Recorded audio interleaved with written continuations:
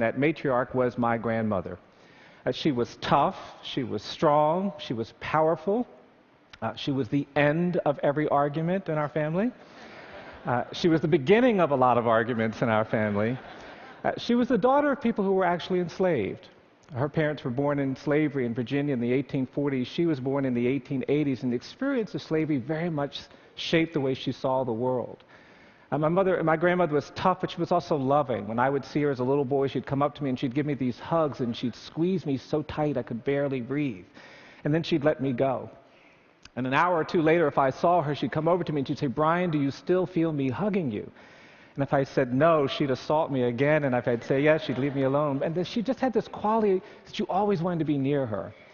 And the only challenge was that she had 10 children. My mom was the youngest of her 10 kids, and sometimes when I would go and spend time with her, it'd be difficult to get her time and attention. My cousins would be running around everywhere, and I remember when I was about 8 or 9 years old, waking up one morning, going into the living room, and all of my cousins were running around, and my grandmother was sitting across the room staring at me.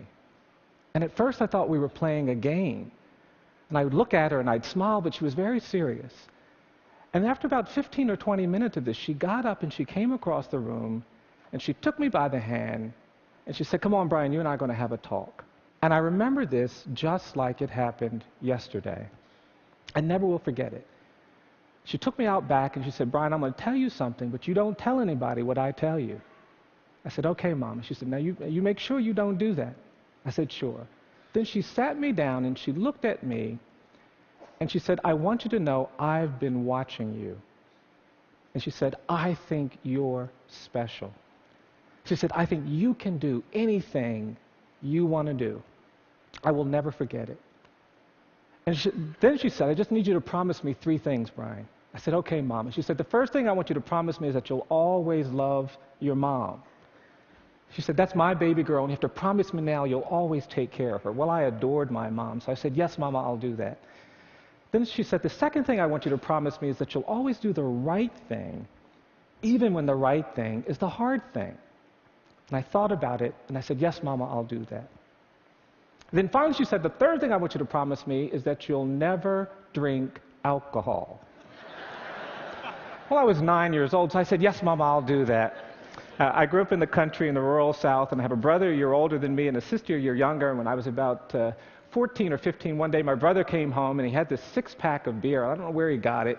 And he grabbed me and my sister, and we went out in the woods, and we were kind of just out there doing the stuff we crazily did. And he had a sip of this beer, and he gave some to my sister, and she had some, and they offered it to me. And I said, no, that's okay. Y'all go ahead. I'm not going to have any beer." And my brother said, "Come on, we're doing this today. You always do what we do. I had some, your sister had some. Have some beer." I said, "No, I don't feel right about that. Y'all go ahead. And then my brother started staring at me. He said, what's wrong with you? Have some beer." Then he looked at me real hard. He said, "Oh, I hope you're not still hung up on that conversation Mama had with you." I said, "Well, what are you talking about?" He says, "Oh, Mama tells all the grandkids that they're special." I was devastated. And I'm going to admit something to you. I'm going to tell you something I probably shouldn't. I know this might be broadcast broadly, but I'm 52 years old, and I'm going to admit to you that I've never had a drop of alcohol. I don't say that because I think that's virtuous. I say that because there is power in identity. When we create the right kind of identity, we can say things to the world around us that they don't actually believe make sense. We can get them to do things that they don't think they can do. When I thought about my grandmother, of course she would think all her grandkids were special. My grandfather was in prison during Prohibition. My male uncles died of alcohol-related diseases, and these were the things she thought we needed to commit to. Well, I've been trying to say something about our criminal justice system. This country is very different today than it was 40 years ago. In 1972, there were 300,000 people in jails and prisons. Today, there are 2.3 million. The United States now has the highest rate of incarceration in the world. We have 7 million people on probation and parole, and mass incarceration, in my judgment, has fundamentally changed our world. In poor communities and communities of color, there is this despair, there is this hopelessness that is being shaped by these outcomes. 1 out of 3 black men between the ages of 18 and 30 is in jail, in prison, on probation, or parole. In urban communities across this country, Los Angeles, Philadelphia, Baltimore, Washington, 50 to 60% of all young men of color are in jail or prison, or on probation and parole. Our system isn't just being shaped in these ways that seem to be distorting around race, they're also distorted by poverty. We have a system of justice in this country that treats you much better if you're rich and guilty than if you're poor and innocent. Wealth, not culpability, shapes outcomes. And yet we seem to be very comfortable. The politics of fear and anger has made us believe that these are problems that are not our problems. We've been disconnected. It's interesting to me, we're looking at some very interesting developments in our work. My state of Alabama, like a number of states, actually permanently disenfranchises you if you have a criminal conviction. Right now in Alabama, 34% of the black male population has permanently lost the right to vote. We're actually projecting in another 10 years, the level of disenfranchisement will be as high as it's been since prior to the passage of the Voting Rights Act, and there is this stunning silence. I represent children.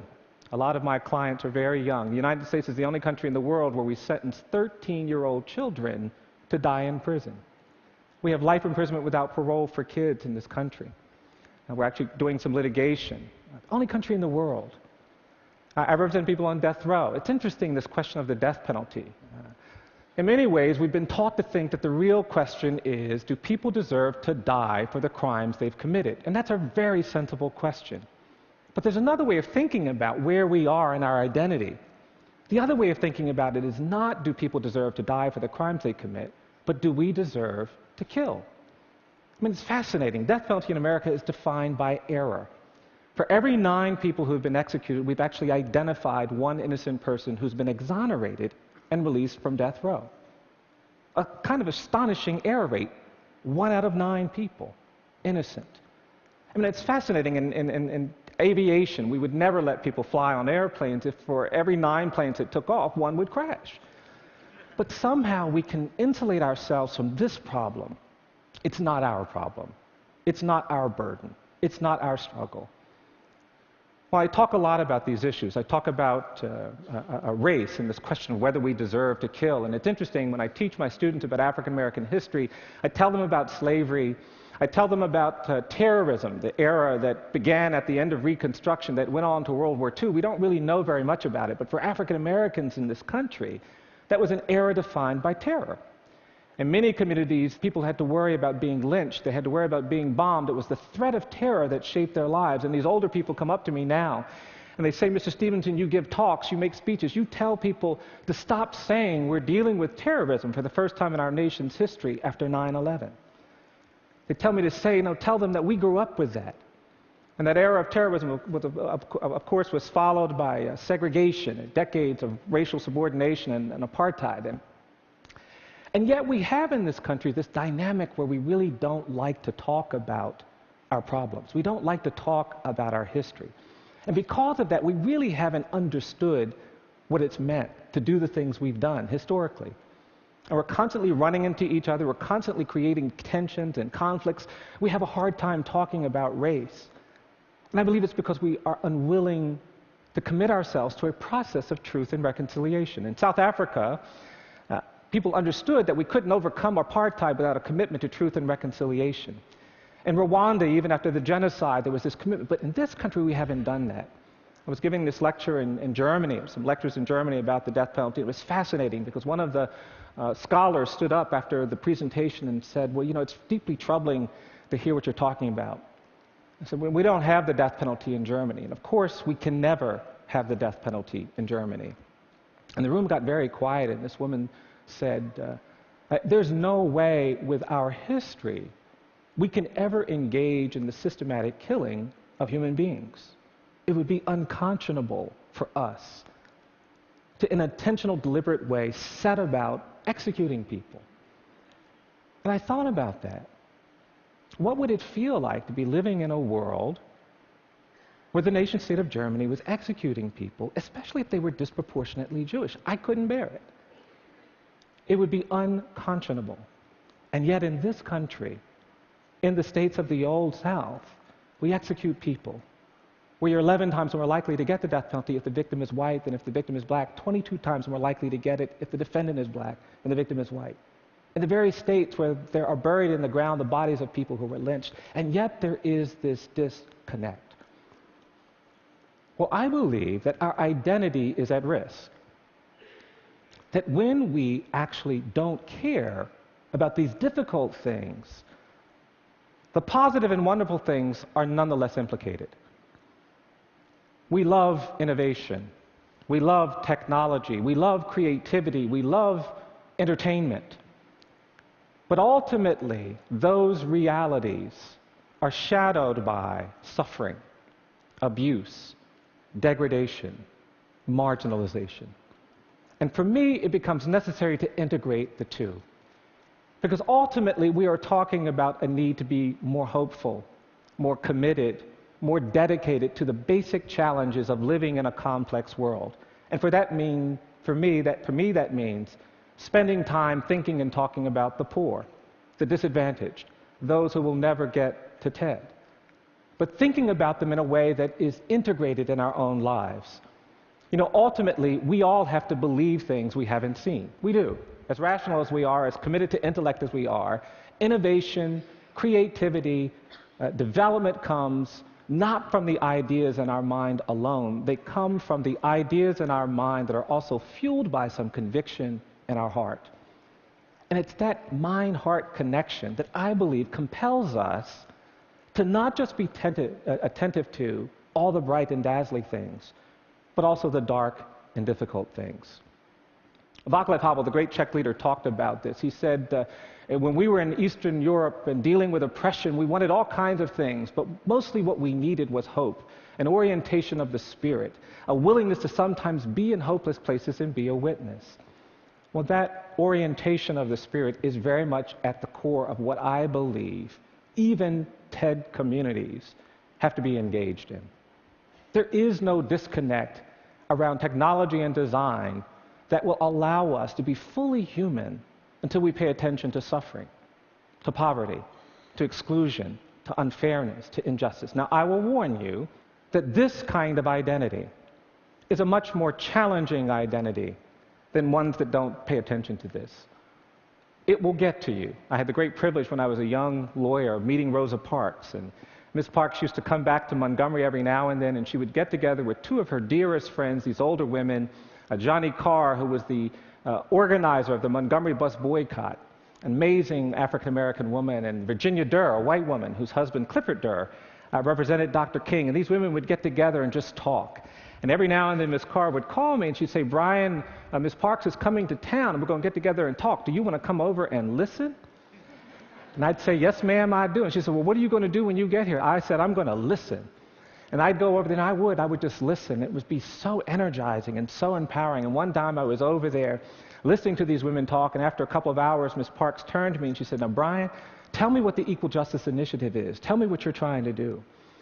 I began giving her my rap. I said, "Well, we're trying to challenge injustice. We're trying to help people who've been wrongly convicted. We're trying to confront bias and discrimination in the administration of criminal justice. We're trying to end life without parole sentences for children. We're trying to do something about the death penalty. We're trying to reduce the prison population. We're trying to end mass incarceration." I gave her my whole rap, and when I finished, she looked at me and she said, She said, "That's going to make you tired, tired, tired." And that's when Ms. Carr leaned forward. She put her finger on my face and she said, "That's why you've got to be brave, brave, brave." And I actually believe that the TED community needs to be more courageous. We need to find ways to embrace these challenges, these problems, the suffering. Because ultimately, our humanity depends on everyone's humanity. I've learned very simple things doing the work that I do. It's just taught me very simple things. I've come to understand and to believe that each of us is more than the worst thing we've ever done. I believe that for every person on the planet. I think if somebody tells a lie, they're not just a liar. I think if somebody takes something that doesn't belong to them, they're not just a thief. I think even if you kill someone, you're not just a killer. And because of that, there's this basic human dignity that must be respected by law. I also believe that in many parts of this country, and certainly in many parts of this globe, that the opposite of poverty is not wealth. I don't believe that. I actually think in too many places, the opposite of poverty is justice. And finally, I believe that despite the fact that it is so dramatic and so beautiful and so inspiring and so stimulating, we will ultimately not be judged by our technology. We won't be judged by our design. We won't be judged by our intellect and reason. Ultimately, you judge the character of a society, not by how they treat the rich and the powerful and the privileged, but by how they treat the poor, the condemned, the incarcerated. Because it's in that nexus that we actually begin to understand truly profound things about who we are. I sometimes get out of balance. I'll end with this story. I sometimes push too hard. I do get tired, as we all do. Sometimes those ideas get ahead of our kind of thinking in ways that are important. And I've been representing these kids who've been sentenced to do these very harsh sentences, and I go to the jail and I see my client who's 13 and 14 and he's been certified to stand trial as an adult, and I start thinking, well, how did that happen? How can a judge turn you into something that you're not? And the judge has certified him as an adult, but I see this kid, and I was up too late one night and I started thinking, well, gosh, if the judge can turn you into something that you're not, the judge must have magic power. I said, yeah, Bryan, the judge has some magic power. You should ask for some of that. And because I was up too late and wasn't thinking real straight, I started working on a motion. And I had a client who was 14 years old, a young, poor black kid, and I started working on this motion, and the head of the motion was a motion to try my poor 14-year-old black male client like a privileged white 75-year-old corporate executive.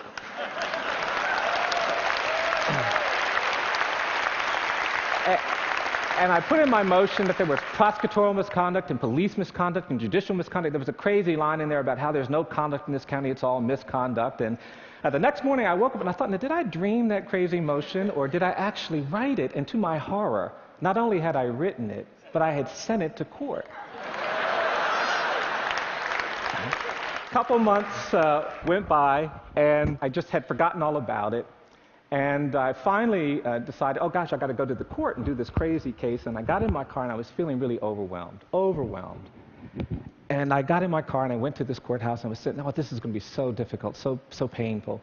I finally got out of the car and I started walking up to the courthouse. And as I was walking up the steps of this courthouse, there was an older black man who was the janitor in this courthouse. When this man saw me, he came over to me and he said, who are you? I said, I'm a lawyer. He said, you're a lawyer?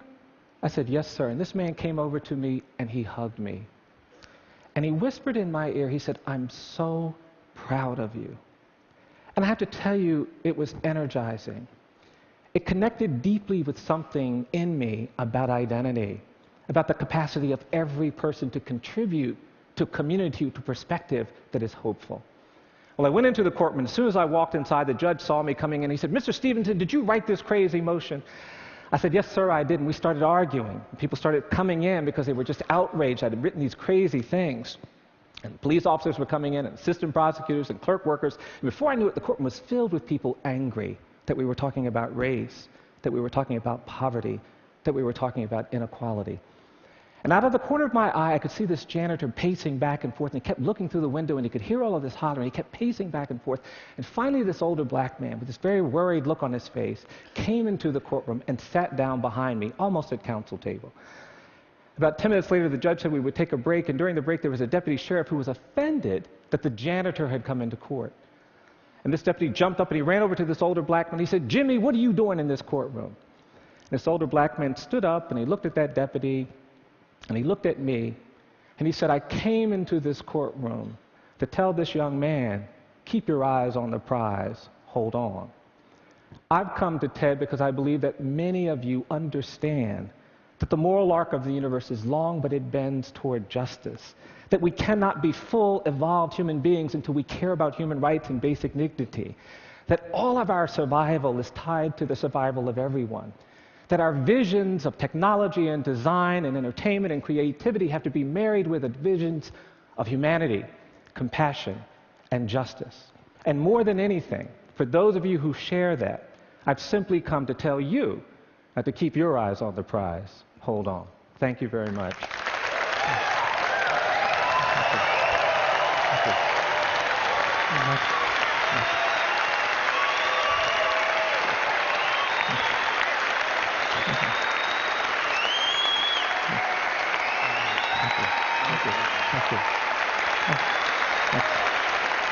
Bryan, so you heard and saw an obvious desire by this audience, this community, to help you on your way and to do something on this issue. Other than writing a check, what could we do? Well, there are opportunities all around us. If you live in the state of California, for example, there is a referendum coming up this spring where actually there's going to be an effort to redirect some of the money we spend on the politics of punishment. For example, here in California, we're going to spend $1 billion on the death penalty in the next 5 years. $1 billion. And yet, 46% of all homicide cases don't result in arrests. 56% of all rape cases don't result. So there's an opportunity to change that. And this referendum would propose having those dollars go to law enforcement and safety. And I think that opportunity exists all around us. Now, there's been this huge decline in crime in America over the last 3 decades. And part of the narrative of that is sometimes that it's about increased incarceration rates. What would you say to someone who believed that? Well, actually, the violent crime rate has remained relatively stable. You know, the great increase in mass incarceration in this country wasn't really in violent crime categories. It was this misguided war on drugs. That's where the dramatic increases have come in our prison population. And we got carried away with the rhetoric of punishment. And so we have 3 strikes laws that put people in prison forever for stealing a bicycle, for low-level property crimes, rather than making them give those resources back to the people who they victimized. I believe we need to do more to help people who are victimized by crime, not do less. And I think our current punishment philosophy does nothing for no one. And I think that's the orientation that we have to change. Bryan, you've struck a massive chord here. You're an inspiring person. Thank you so much for coming to TED. Thank you. Thank